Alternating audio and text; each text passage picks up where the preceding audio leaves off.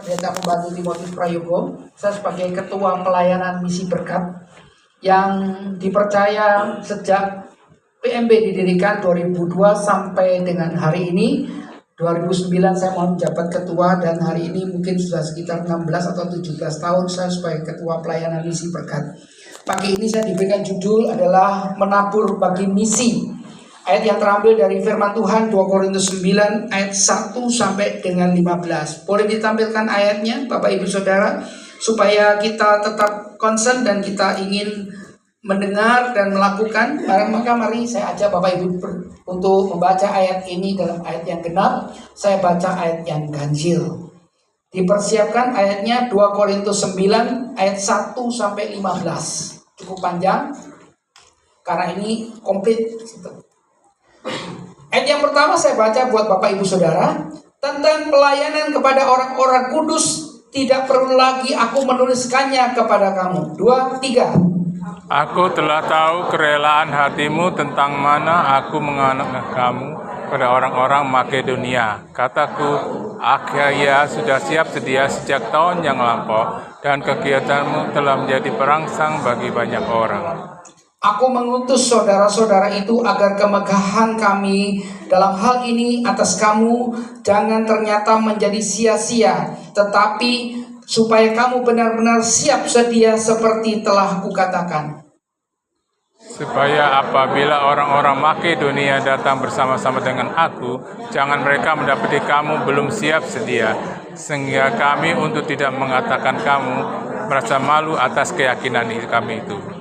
Sebab itu aku merasa perlu mendorong saudara-saudara itu untuk berangkat mendahului aku, supaya mereka lebih dahulu mengurus pemberian yang telah kamu janjikan sebelumnya, agar nanti tersedia sebagai bukti kemurahan hati kamu dan bukan sebagai pemberian yang dipaksakan. Ayat 6 sama-sama. Camkanlah ini, orang yang menabur sedikit akan menuai sedikit, akan menuai banyak juga. Hendaklah masing-masing memberikan menurut kerelaan hatinya, janganlah dengan sedih hati atau karena paksaan, sebab Allah mengasihi orang yang memberi dengan sukacita. Dan Allah sanggup melimpahkan segala kasih karunia kepada kamu, supaya kamu senantiasa berkecukupan dalam segala sesuatu, dan malah berkelebihan di dalam berbagai kebajikan. Seperti ada tertulis, ia membagi-bagikannya, ia memberikan kepada orang miskin, kebenarannya tetap untuk selamanya. Ia menyediakan benih bagi penabur dan roti untuk dimakan. Ia juga akan menyediakan benih bagi kamu dan melipat gandakannya dan menumbuhkannya buah-buah kebenaran. Kamu akan diperkaya dalam segala macam kemurahan hati yang membangkitkan syukur kepada Allah oleh karena kami. Sebab pelayanan kasih yang berisi 2, 3 sama-sama. Sebab pelayanan kasih yang berisi pemberian ini bukan hanya mencukupkan keperluan-keperluan orang-orang kudus, tapi juga melimpahkan ucapan syukur kepada Allah. Dan oleh sebab kamu telah tahan uji dalam pelayanan itu, mereka memuliakan Allah karena ketaatan kamu di dalam pengakuan akan Injil Kristus, dan karena kemurahan hatimu dalam membagikan segala sesuatu dengan mereka dan dengan semua orang. 2, 3. Sedangkan di dalam doa mereka juga akan merindukan kamu karena kasih karunia Allah yang melimpah di atas kamu. Sama-sama ayat 15. Syukur kepada Allah karena karunia yang tak terkatakan itu. Puji Tuhan. Bapak Ibu Saudara yang terkasih, awal kebaktian kita baca firman Allah dengan berkata-kata. Itu ada maksudnya. Ketika kita mengucapkan, telinga kita mendengar, dan ketika telinga kita mendengar, dia akan menyimpan dalam memori otak kita. Ketika kita menghadapi masalah, ketika ada pergumulan doa, ayat ini akan muncul, Bapak Ibu Saudara. Percayalah, bukan untuk sekedar untuk dapat piagam atau penghargaan dari gereja, tetapi ayat ini sangat powerful buat Bapak Ibu Saudara. Banyak dari kita, ketika kita sudah ngomong penabur dalam misi, pikirannya kita apa? Duit, enggak. Nanti akan saya jelaskan. Saya sudah jadi ketua PMB sudah kurang lebih 16 tahun, sudah waktunya untuk regenerasi. Tetapi yang saya mau katakan adalah, saya mau membagikan api misi itu kepada setiap jemaat. agar dari tempat GBI Harapan Indah muncul orang-orang muda yang mengambil tugas untuk melakukan penjangkauan, pemuritan, pengutusan. Bagaimana orang sekarang berbicara, bagaimana mau menjangkau, pergi aja tidak pernah. Bagaimana mau menjangkau orang-orang, mereka tidak peka dengan apa yang harus dilakukan. Mereka hanya berpikir, oh kalau ibadah 1 kali cukup, udah gak usah misi-misian. Udah gak usah melakukan yang firman katakan. Saya nanti akan bongkar apa yang sebetulnya misi itu dilakukan dalam kehidupan kita sehari-hari. Apa yang harus dilakukan? Poin yang pertama di sini adalah misi bukan hanya tentang orang yang pergi ke ladang pelayanan, tetapi juga tentang orang yang mendukung di belakangnya. Orang yang mendukung pelayanan di belakangnya. Arti ini sebetulnya sangat-sangat luas. Kalau ditulis 1 buku pun nggak cukup sebetulnya. Paham? Jadi apa yang dikatakan misi itu bukan, oh ketika saya sekolah, lulus sekolah, saya masuk sekolah teologi, saya jadi hamba Tuhan, saya buka pelayanan, dan sudah, titik. Enggak. Saya sekolahnya teknik sipil. Saya belajar teologi. Hari-hari ini saya belajar lagi mengenai apologit. Sebetulnya buat apa sih? Sebetulnya adalah untuk menjelaskan hari-hari ini kita yang diserang-serang orang, dari yang orang tidak percaya, bahkan orang percaya, untuk dibelokkan supaya kita tidak mengerti Injil itu dan kita menjadi tersesat di dalam lingkungan kita walaupun di dalam gereja. Percaya nggak sekarang Bapak Ibu Saudara? Alkitab ini sudah ditafsirkan dengan bebas, dengan gamblang dari setiap metode, bahkan dari setiap FYP kita atau yang viral-viral itu mengatakan kalau bicara Yesus hanya bicara dari Matius, Markus, Lukas, dan Yohanes. Selebihnya jangan, karena itu punyanya Paulus. Kalau Paulus salah, semua 50% dari perjanjian baru salah. Ini bahaya Bapak Ibu Saudara. Kenapa? Karena ketika Saulus berjumpa dengan Yesus dalam dia habis mengejar-ngejar orang Kristen dan membunuh orang Kristen, Saulus itu dipenuhi muka dengan terang Shekinah Allah. Baca nanti ayatnya ada. Paulus dipenuhi terang Shekinah Allah dan ia menjadi seperti Yesus, mukanya bercahaya. Orang yang sudah berjumpa dengan Yesus, saya yakinkan dengan pasti dia tidak akan pasti salah menulis. Amin.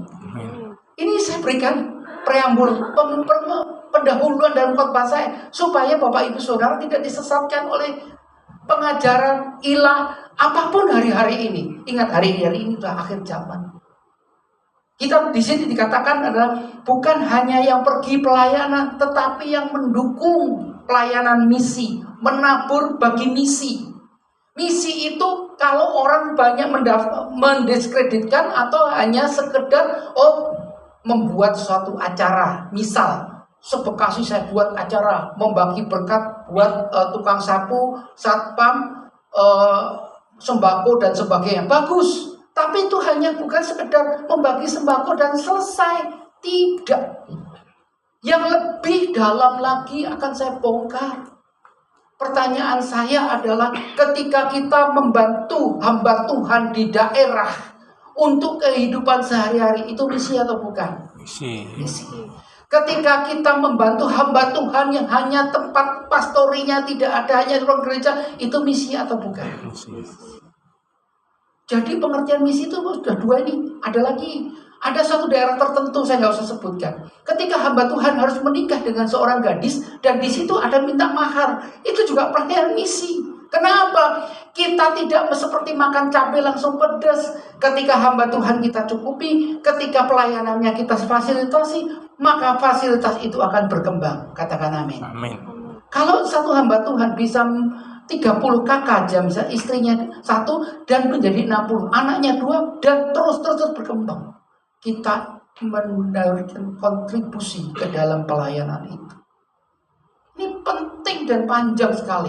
Makanya saya kadang-kadang gini, saya sebagai ketua misi ini mikir gini, banyak banget ya pekerjaan misi ini ya ternyata. Banyak banget. Sampai ada rumah Tuhan yang ambruk, ganti atap. Sampai ada rumah Tuhan yang lantainya becek. Ada yang perlu transportasi. Ada yang perlu menyekolahkan anak. Ada perlu apa. Itu bukan hanya sekedar pergi dan lupakan. Tidak. Perlu supporting. Hari-hari kemarin waktu COVID, mereka tidak ada pendapatan. Bagaimana kita support mereka untuk bisa tetap survive. Itu juga pelayanan. Jadi bukan, oh ini kita pergi, terus KKR, terus bagi sembako, terus lempar Indomie, terus kita pulang selesai. No, tidak cukup. Kita harus maintain hamba Tuhan. Hamba Tuhan bukan Superman. Hamba Tuhan juga perlu di-maintain. Perlu mereka kita konseling. Apa kesulitan hari-hari ini? Oh ya Om, di sini ada tantangan, mungkin ada pengusiran, mungkin ada pelarangan, mungkin ada gereja besar yang lagi berkembang ke sana kemari, sehingga mereka takut kehilangan jemaat. Itu yang perlu kita supporting. Anak-anak muda hari-hari ini, kita jangan sampai jadi anak muda yang terhilang dalam gereja. Banyak sekarang bercerita, wah hebat. Mereka bangun gedung, mereka bangun LED 100 meter, mereka bangun loncat-loncat dan sebagainya. Tetapi yang saya mau katakan, gereja jangan sampai kehilangan Roh Kudus.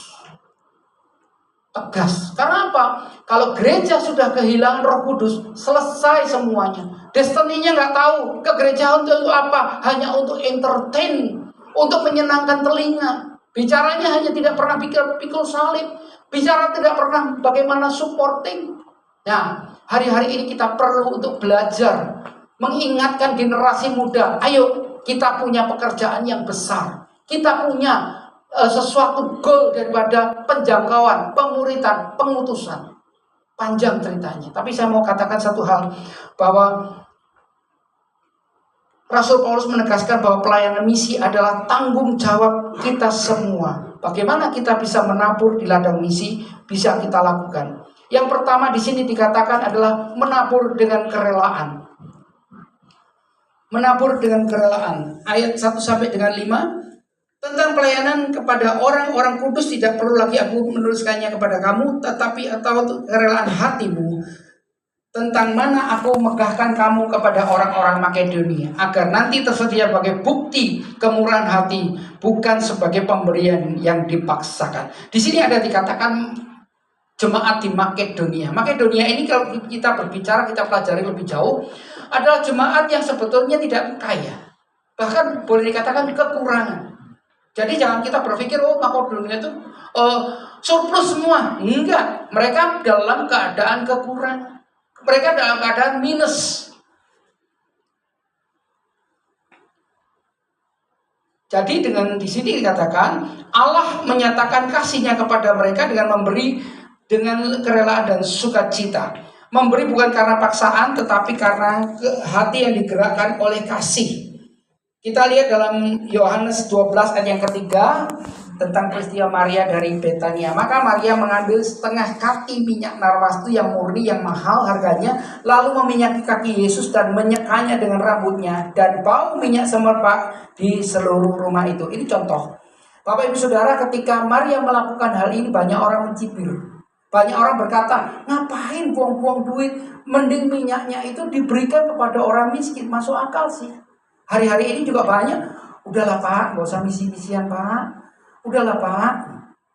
Sebetulnya core daripada gereja, core daripada pengajaran Yesus, hatinya Yesus adalah penjangkauan. Penjangkauan. Bukan branding pribadi. Hari-hari ini kita percaya bahwa banyak yang melakukan branding pribadi, tanda kutip. Branding pribadi itu adalah nantinya menuju bahwa menggantikan Yesus dengan pribadi seseorang. Akhirnya menjadi mengkultuskan. Akhirnya ini menjadi menuhankan seseorang. Kita tidak mau dalam hal ini, tetapi yang kita mau belajar bahwa marilah kita melakukan misi dengan kerelaan. Orang kalau bicara dengan misi itu mesti selalu kadang-kadang udah pikirannya, wah ini merepotkan, misi ini mengganggu kehidupan. Saya percaya ketika kita melakukan misi yang Tuhan suruh buat hidup kita, Tuhan pasti cukupkan. Saya hanya pegangan satu ayat. Ketika Petrus lagi menjala ikan di danau, Tuhan suruh menjala manusia. Tentunya ketika dia disuruh oleh Tuhan, Tuhan perlengkapi enggak? Perlengkapi. Tuhan mampukan enggak? Mampukan. Itu sebabnya kita sebagai rekan sekerja Allah, mari kita mau memberikan diri. Oh ya, ini aku, pakailah aku, utuslah aku Tuhan sebagai alat di tangan. Kemana? Kita harus pergi ke Nias, kita harus ke Papua, kita harus ke Kalimantan, Sulawesi, Serang, Ambon, Lombok, dan sebagainya. Enggak harus. Tetapi yang penting adalah bagi kita, bagaimana kita menjadi terang dan garam di tengah lingkungan kita. Kalau saudara bekerja di perusahaan dengan jujur, saudara melakukan misi enggak? Misi.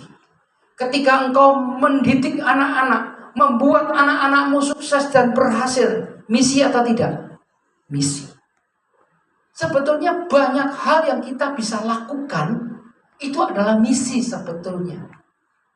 Ketika, gak usah jauh-jauh, misalnya kita beli cabai 10.000, uangnya kembalian lebih 20.000, kembalikan gak? Itu juga misi. Tukang sayur bilang, wah, orang Kristen hebat. Orang Kristen luar biasa. Misi itu banyak yang bisa kita lakukan dalam kehidupan kita sehari-hari. Ya, yang penting dengan kerelaan, bukan dengan ocehan. Ada yang mengatakan orang misi itu orang gila. Kenapa? Menginjil orang, mau nggak mau tetap aja terus. Contoh, saya mau bagikan aja. Saya sebagai ketua misi, sering nggak dibohongi? Sering. Sama siapa? Hamba Tuhan. Sakit hati nggak? Saatnya saya sakit hati. Tetapi yang saya mau katakan semua, saya bagikan. Saudara jangan pernah sakit hati itu lama. Tapi saudara punya iman kepada Tuhan. Tuhan sudah mengampuni kita. Kalau kita dipenuhi dengan kasih Tuhan, maka engkau akan bisa mengampuni. Saya ketemu seorang teman pengusaha dari Pulau Sulawesi. Suatu saat dia ditelepon, Pak, tolong gereja kami sengnya roboh, tolong kirim seng ya.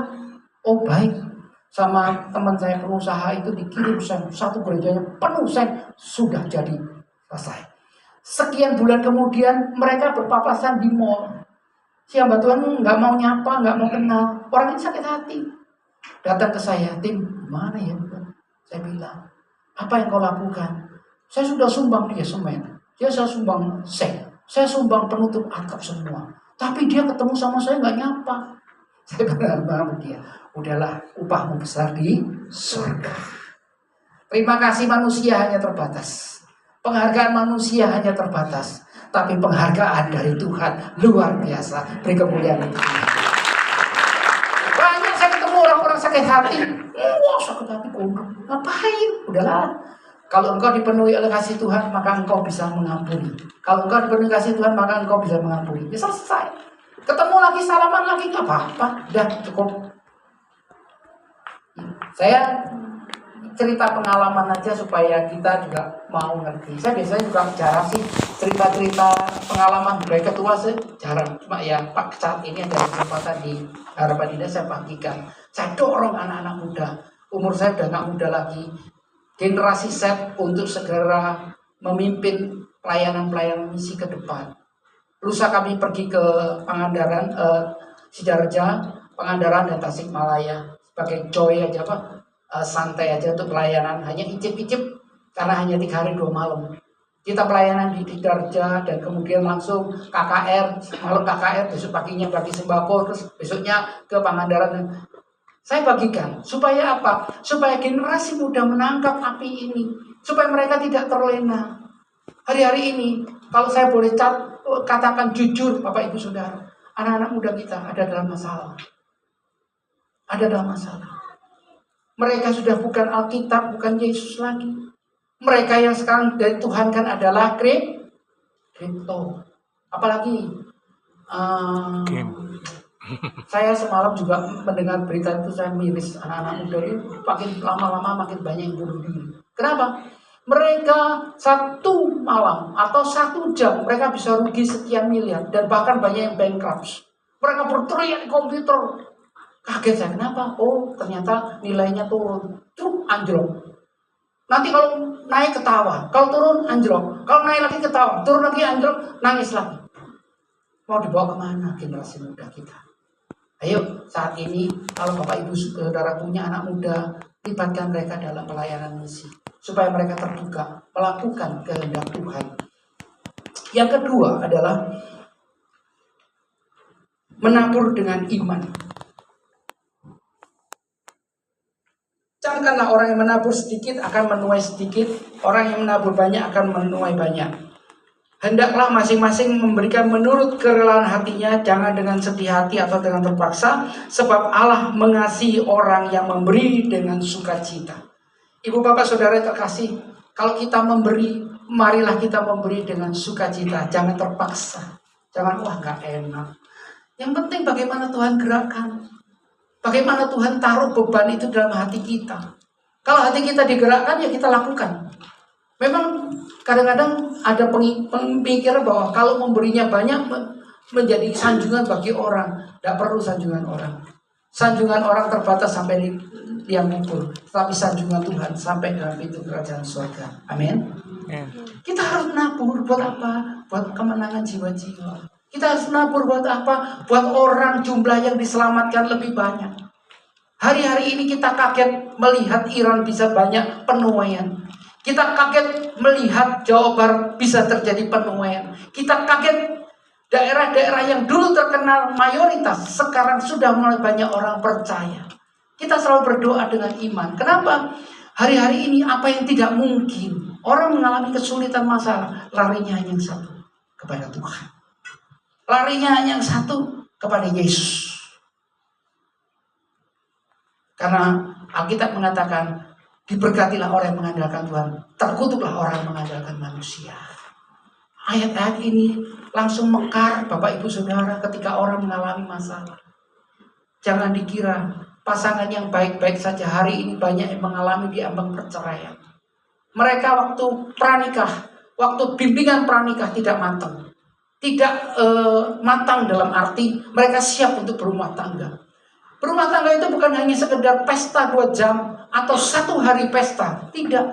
Rumah tangga itu dibangun atas dasar cinta kasih. Dan seumur hidup sekali. Tidak boleh cerai. Apa yang hari-hari terjadi Bapak Ibu Saudara? Di depan mata kita. Pasangan muda banyak.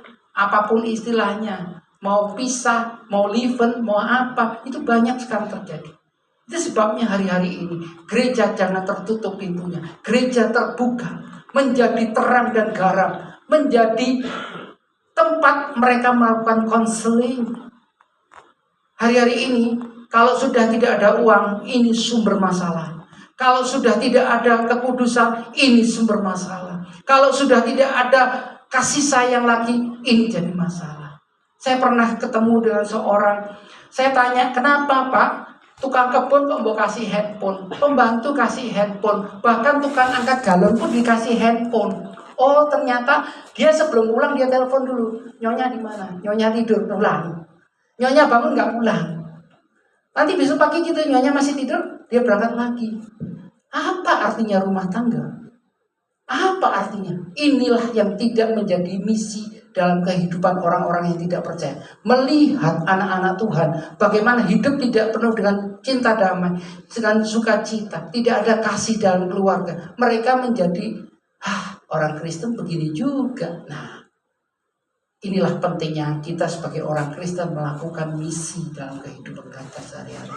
Kalau engkau bekerja, kerjalah dengan sungguh, dengan jujur. Kalau engkau sebagai pimpinan, sebagai berlakulah adil buat karyawan. Sehingga mereka melihat ada terang Kristus dalam hidup. Kita nggak penting siapapun yang kita jumpai. Mungkin kalau saya sehari-hari pergi dengan supir, supir itu bisa keluarganya bisa mengucap syukur. Kenapa? Sejak ikut Bapak, supir ini tiap hari pulang ke rumah. Waktu dulu nggak pernah pulang. Nah, ini ada satu berkat. Kenapa? Kita didik dia. Sore pulang ke rumah, pagi kerja. Memang hal yang sepele, tetapi kita mau bagikan ke orang-orang yang terdekat. Prinsip menabur dan menuai bukanlah sekedar jumlah, tetapi sikap hati dan iman.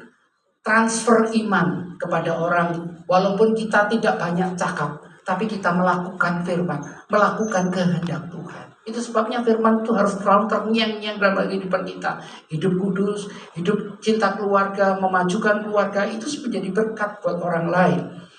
Anugerah Allah menghasilkan dua hal, yaitu kecukupan dan kelebihan. Bapak Ibu Saudara, ketika orang melakukan misi, saya mau bagikan saksi sebentar bahwa saya dulu pernah melakukan menjual sebuah kendaraan. Lama gak laku-laku, 2 tahun gak laku kayaknya. Tetapi ketika saya gak ada doa lagi untuk menjual kendaraan itu gak ada. Tetapi ketika saya ambil pelayanan untuk pergi ke suatu daerah, sebetulnya ketika saya pergi ke satu daerah ini sudah kerugian buat saya. Pertama, saya tidak jaga kantor. Yang kedua, saya tidak bisa melayani konsumen. Hitung-hitungannya secara logika rugi. Tetapi saya melakukannya. Saya melangkah dengan iman. Baru perjalanan di Jawa Barat sampai kalau kurang lebih Indramayu kalau nggak salah.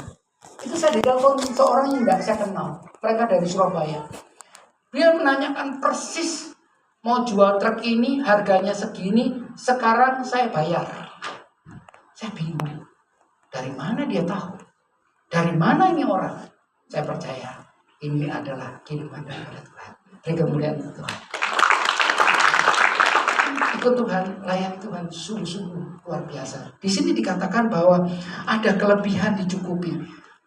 Yang poin yang ketiga, dua adalah sukacita memberi muncul ketika tahu bahwa yang mengambil bagian dalam rencana Allah adalah menyelamatkan jiwa-jiwa. Menyelamatkan jiwa-jiwa itu sebetulnya bukan hanya untuk memasukkan dalam anggota gereja, menambah jumlah orang percaya di dalam gereja, tidak. Tetapi adalah menambah jumlah orang-orang yang masuk ke dalam kerajaan surga. Catat baik-baik. Saya kurang setuju dengan menambah jumlah anggota gereja. Anggota gereja bertambah, tetapi anggota masuk surga tidak bertambah, sama saja bohong. Yang kita lakukan adalah menambah jumlah orang percaya masuk ke dalam kerajaan Allah. Ini catat baik-baik. Karena hari-hari ini kenapa? Hari-hari ini banyak pertentangan, pertempuran, penjelek-jelekan, penyinyiran mengenai ajaran. Mereka seperti orang jual kecap. Kecapnya nomor 1, yang lain nomor 2, nomor 3. Bahkan yang lebih sengit lagi kalau kita melihat, aduh saya bilang miris ya. Sampai perang dingin begini, sampai kalau ketemu nggak ngomong, salamannya juga nggak mau. Miris. Tapi ya inilah kenyataan yang kita hadapi. Tapi percayalah bahwa ketika kita punya visi yang jauh ke depan, kita bisa melihat pekerjaan tangan Tuhan luar biasa. Angka-angka kenaikan orang-orang percaya yang kita lihat dalam survei bilangan, saya sampai heran. Ada daerah-daerah yang dulunya sulit untuk dijangkau oleh Injil, hari-hari ini banyak dijangkau oleh Injil. Banyak anak-anak Tuhan yang dimenangkan. Saya percaya bahwa pekerjaan tangan Tuhan belum selesai. Kita lihat yang dalam Lukas 8 ayat 1-3, wanita yang menabur setelah beriman kepada Yesus. Perempuan-perempuan tidak lama sesudah itu Yesus berjalan keliling dari kota ke kota, dari desa-desa memberitakan Injil kerajaan Allah. Ke-12 muridnya bersama-sama dengan dia. Ayat yang kedua. Dan juga beberapa orang perempuan yang disembuhkan dari roh-roh jahat, dari berbagai penyakit, yaitu Maria Magdalena yang telah dibebaskan dari 7 roh jahat, Yohana istri Kusa, bendahara Herodes, Susana yang banyak perempuan ini melayani rombongan itu dengan kekayaan mereka. Puji Tuhan. Ketika Yesus ada dalam dunia, mereka banyak dilayani oleh wanita-wanita. Itu sebabnya kan saya nggak heran kalau di gereja itu banyak perempuannya daripada laki-lakinya. Betul Pak? Haleluya. Ada kegiatan BBI Wanita Betel Indonesia, tapi belum ada pria Betel Indonesia. Haleluya. No one is ever become poor from giving. Tidak ada seorang menjabat miskin lantaran memberi. Jadi percayalah ketika kita memberi, Tuhan tidak akan melupakan apa yang kita taburkan. Janganlah pelit, janganlah perhitungan, Janganlah kita menjadi orang-orang kikir, karena orang-orang kikir, orang pelit tidak masuk dalam kerajaan surga. Itu ayat firman Tuhan. Saya nggak ngutip yang lain, ngutip firman Tuhan aja. Poin yang ketiga di sini dikatakan adalah menabur untuk kemuliaannya. Ini yang sangat penting buat kita, bahwa kenapa kita menabur untuk kemuliaannya. Kadang-kadang banyak orang menabur untuk masuk TV. Kadang-kadang banyak orang menabur untuk diberikan piagam. Tetapi di ayat ini dikatakan menabur untuk kemuliaan. Sebab pelayanan kasih yang berisi pemberian ini bukanlah untuk mencukupkan keperluan-keperluan orang kudus, tetapi juga melimpahkan ucapan syukur kepada Allah. Dan oleh sebab kamu telah tahan uji dalam pelayanan itu, mereka memuliakan Allah karena ketaatan kamu dalam pengakuan akan Injil Kristus, karena kemurahan hatimu dan membagikan segala sesuatu dengan mereka dan dengan semua orang. Ayat ini berkatakan bahwa persembahan menghasilkan sikap yang memuliakan Allah. Yang pertama adalah mengucap syukur, ucapan syukur. Ayat 13-15. Setiap taburan bagi misi memuliakan Allah karena jiwa-jiwa bersyukur. Mari kita memberi bukan karena dikenal, supaya Kristus yang dikenal. Hal ini penting, bahaya bagi orang-orang misi, bagi orang-orang. Saya melihat beberapa kejatuhan orang-orang yang dulu berkobar-kobar untuk mengatakan Injil. Ketika mereka sudah diangkat, mereka tidak tahan uji. Ketika mereka sudah dalam kecukupan, mereka menjadi misinya akan sudah luntur. Bahkan sudah perginya udah males. Bahkan untuk menginjil pun males, bersaksi pun males. Nah, inilah jebakan-jebakan yang saya mau katakan, bahwa marilah kita memuliakan nama Tuhan supaya Kristus yang dikenal, bukan kita, hamba yang tidak berguna. Kita ini nol, gak ada artinya apa-apa. Oleh sebab itu, mari kita hari-hari ini, mari kita menerima tongkat estafet daripada misi ini. Siapapun kita, baik yang muda, baik yang sudah berumur, baik yang masih remaja, mari kita terima tongkat estafet daripada Tuhan. Kita jangkau siapa teman kita, siapa orang di marketplace kita, siapa orang di pasar kita, orang langganan kita. Kita menjadi saksi dan terang. Bukan nama kita yang terkenal, tapi nama Kristus yang dikenal. Gereja jangan sampai kehilangan visinya Tuhan. Mari hari-hari ini kita kobarkan terus. Kita jaga gereja kita. Jangan sampai ada pengajaran-pengajaran yang sesat. Kita terus berdoa minta pimpinan Roh Kudus, supaya Roh Kudus itu menerangi hati kita. Supaya kita bisa tahu, oh ini dari Tuhan, oh ini bukan dari Tuhan. Karena hari-hari ini sudah hari-hari yang jahat. Ada banyak pengajaran yang mengatakan bahwa ikut Tuhan pasti semuanya mulus. Ikut Tuhan pasti semuanya diberkati. Saya pernah memenangkan seorang keluarga dari agama seberang, agama Buddha, saya boleh katakan. Mereka masih punya patung di rumah. Mereka, bapaknya itu kalau lihat Alkitab maunya dibakar. Suatu saat ketika mereka, istrinya terima Tuhan Yesus, anaknya terima Tuhan Yesus, bapaknya marah sama sekali. Dan mereka mengatakan, saya pengen bakar Alkitab. Suatu saat ketika bapaknya pergi luar kota, bahkan mungkin luar pulau, anaknya divonis sakit jantung, paru-parunya lubang. Dokter mengatakan, anakmu sakit parah. Bapaknya ini langsung dengar anaknya sakit, langsung dia pulang dengan berbagai cara, dan akhirnya sampai di rumah sakit. Anaknya tergeletak di rumah sakit. Dengan daya upaya merasa dirinya power, dia pindahkan rumah sakit yang hebat.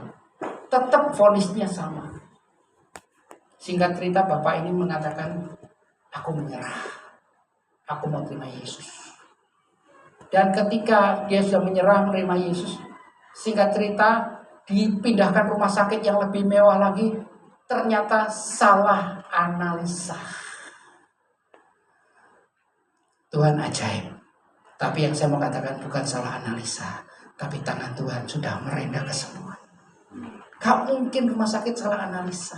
Rumah sakit yang saya katakan adalah rumah sakit yang mewah. Rumah sakit berikutnya mengatakan salah analisa. Tapi Bapak ini sudah terima Tuhan Yesus sebagai Tuhan dan Juru Selamat.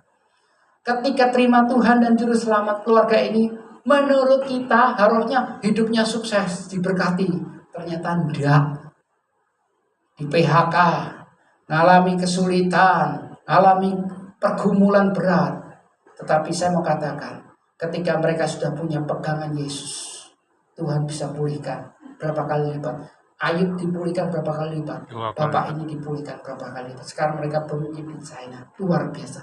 Saya berdoa, Tuhan, saya tidak ngerti rencananya. Mestinya setelah dia terima Tuhan, terima Yesus sebagai Tuhan, hidupnya diberkati. Tapi makin anjlok. Tapi kemudian setelah mereka tersungkur dan mengaku Yesus sebagai Tuhan, hari ini mereka hidupnya diberkati oleh Tuhan. Beri kemuliaan untuk Tuhan. Jadi jalan Tuhan kita nggak ngerti. Jalan Tuhan kita nggak ngerti, dan bukan drive otak kita, bukan pemikiran kita yang terjadi, tapi biarlah kita menyerahkan kairos-kairosnya Tuhan terjadi buat hidup kita. Saya percaya hari ini tidak semua kita diberkati oleh Tuhan. Hari-hari ini kita tidak semua mengalami kemewahan, kemenangan selalu dengan gilang gemilang berkat luar biasa. Tidak. Kadang-kadang kita mengalami air mata. Kadang-kadang kita mengalami sakit penyakit. Kadang-kadang kita mengalami anak menantu kita, apapun, keluarga kita, turunan 2, turunan 3 bermasalah. Mari kita datang kepada Tuhan. Serahkan semua ke dalam tangan Tuhan. Maka dia akan memberikan waktu kairos itu terjadi buat keluargamu. Yang penting satu, pikirkan pekerjaan Tuhan. Maka Tuhan akan memikirkan kehidupanmu. Amin. Pikirkanlah apa yang bisa engkau lakukan untuk misi. Bukan hanya soal memberi uang, tidak, tapi memberikan hati dengan kerelaan, dengan ikhlas, dengan tulus, sehingga Tuhan tahu hati kita itu seperti ini loh. Jadi pada saatnya nanti Tuhan mengatakan, memanggil sebagai, hai anakku, sabaslah hambaku masuk dalam perjamuan anak domba. Kadang-kadang manusia hanya senang dipuji. Wah, orang ini ciamik. Tapi pujian manusia hanya terbatas mulut, terbatas waktu, dan terbatas sampai liang kubur. Tetapi pujian Tuhan masuk kita dalam kerajaan surga. Haleluya. Saya rindu setiap kita.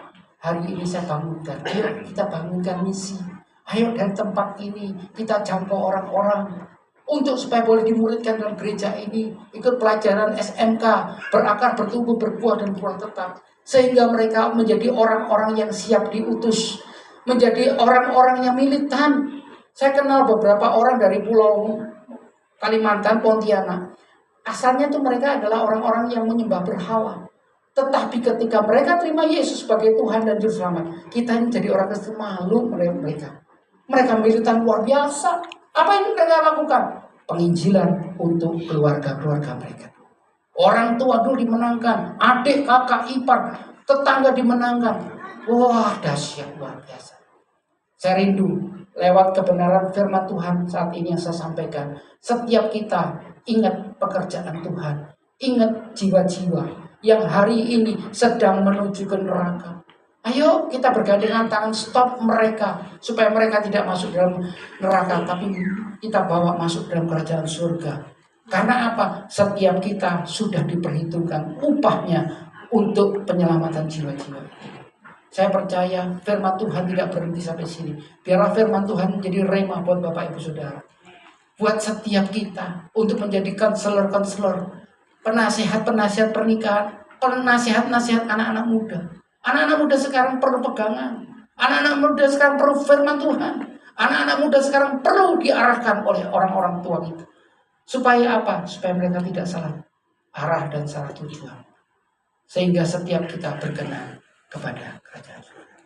Amin. Puji Tuhan. Firman Tuhan tidak saya panjangkan, tapi saya undang pemain musik untuk maju ke depan.